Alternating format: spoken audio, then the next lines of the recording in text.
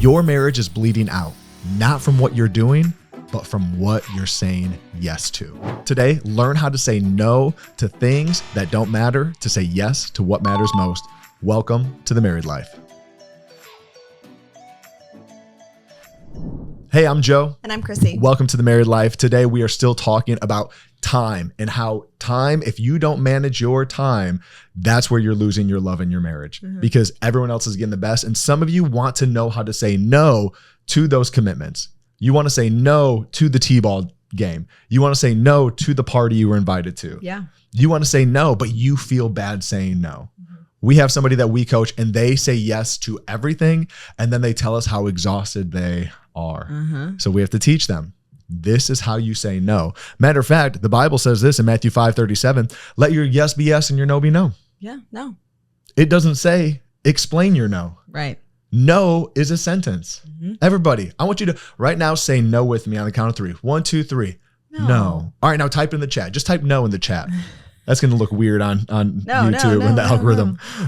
Proverbs 25:28 says, like a city whose walls are broken through is a person who lacks self-control. We even know this, that one of the fruit of the Spirit is self-control. Yeah. So can you control yourself and start saying no? Yep. I said yes. Oh, you did it wrong. Oh, no. Every yes to something else is a no to your spouse. Yep. So when you, look at, you're still saying I'm yes. sorry. Okay. Okay, there you go. When you're saying yes to, what do you think? What do ladies say yes to? And then I'll tell you things that guys say yes to. Coffee, brunch, shopping, hanging out with friends, every sports under the sun known to man. Yeah. For your children. For my children. I like how you said that. For your children. No, they're guys. yours. For our children. Guys, what do we say yes to? We say yes to golfing. We're saying yes to fantasy football. We're saying yes to college football. We're saying yes to video games. I know Chrissy's face. We're saying yes to hobbies that aren't really hobbies. We're saying yes to our phone. Yeah. How many times do we say yes to our phone and we're saying no to our spouse? How many times do we say yes to Instagram or TikTok and we're saying no to our kids? Yeah.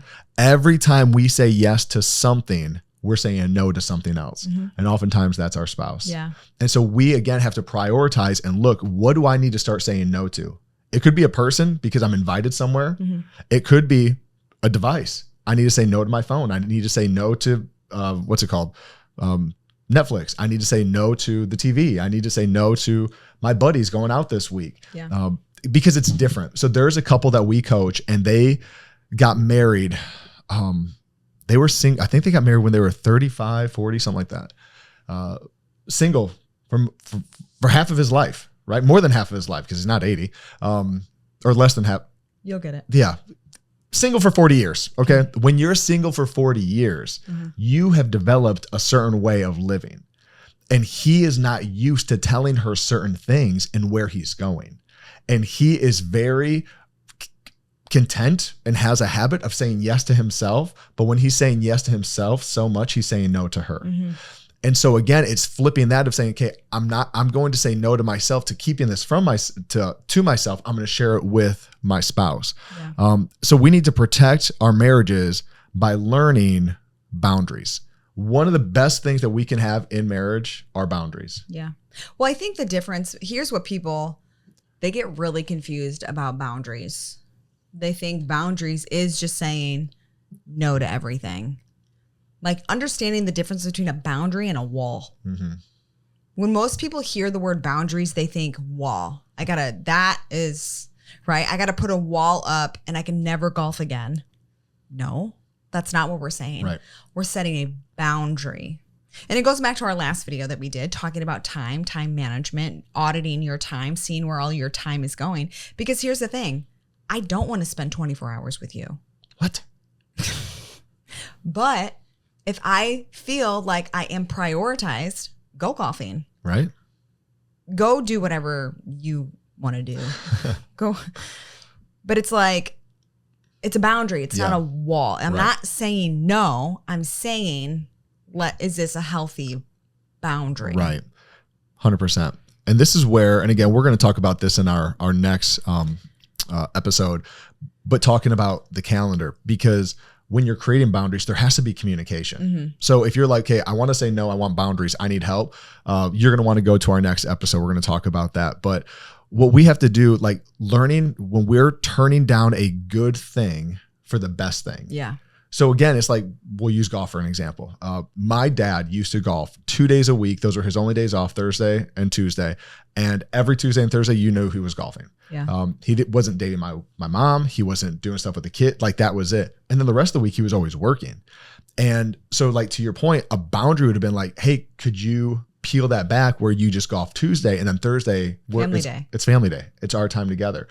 Could you actually work on Thursday because he owned his own business and then take Saturday off? So, cause the kids are off school, right. You know what I mean?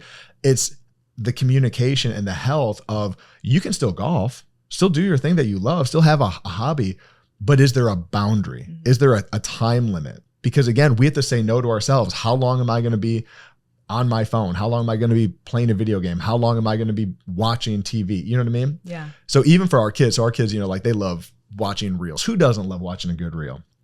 A good short on YouTube. There you go. The problem is, and you guys know this, that when you're watching reels or shorts or TikTok, that 5 minutes you think you're just watching turns into 25 minutes to 30 minutes that you've just been watching these 60 seconds, 90-second shorts. And so what we started doing with our kids is we put a 5-minute timer and we say, okay, we're going to watch shorts for 5 minutes. And we do that. And every time after the timer goes up, which is on my phone, they see the timer at the very top of my phone. Like, can we just do just one more minute? Just a couple more. Like, again, how easy it is when we don't actually pay attention to time, how we can lose time so easily. And so we have to say, no, we're only allocating this much time to this thing. Yeah. So then we can actually connect, or I can say yes to other important things versus just scrolling, you know? We just got off of a 21-day fast with our church. And I think a lot of us did social media along with other things, but we fasted social media. Here's the crazy thing. After not being on for 21 days, you get back on, it's the same thing. 100%. You didn't miss nothing. Like, you didn't miss anything. And so it's like, what are we doing that we need to be on it for so long? And what are we missing out on? What are we saying no to that's actually so much more important? For sure.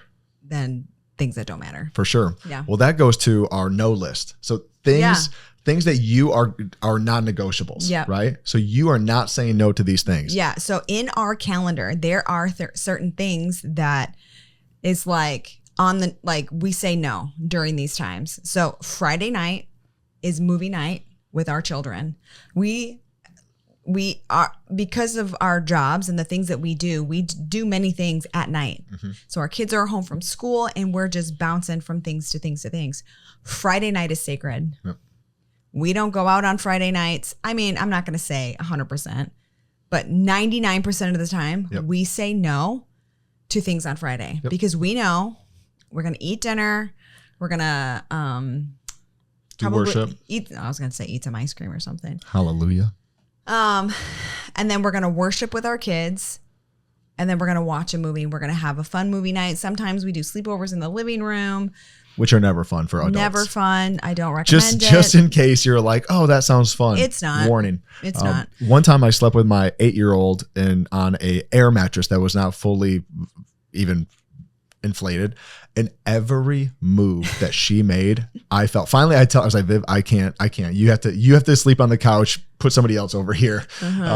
But saying that, even like, you know, like when it comes to worshiping, again, we're saying no to our flesh of, okay, I'm tired. I just want to sit down. Just want to watch a movie, all the stuff, right? Yeah. I'm saying no to my selfishness. I'm saying yes to God. Yep. And we're teaching our kids to do the same thing. And we don't lead worship. We don't have a guitar and we don't sing. We just play 3 YouTube videos that have the lyrics on it. Super simple. Our kids right now, they love Forrest Frank. And so, I mean, it's not even, he's a rapper rapping about God and the lyrics are on the screen. And so we're just singing it. Whatever they want to do. Exactly. Yeah.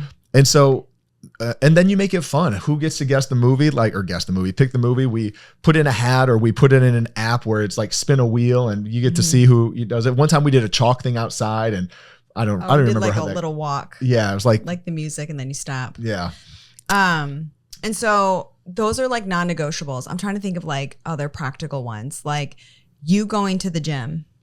Like this is how people get, because they are just needy. I'm needy too. I'm not judging. But if they can't get a hold of my husband and they need him, they'll text me sometimes. I'm like, talk about boundaries. And I'm like, he's in a meeting right now, but when he gets out, I'll let him know that you're trying to get a hold of him, which he's going to know before that because he sees his own phone when he's done. But he's literally at the gym.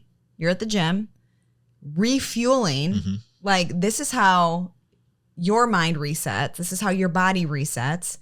And I know that.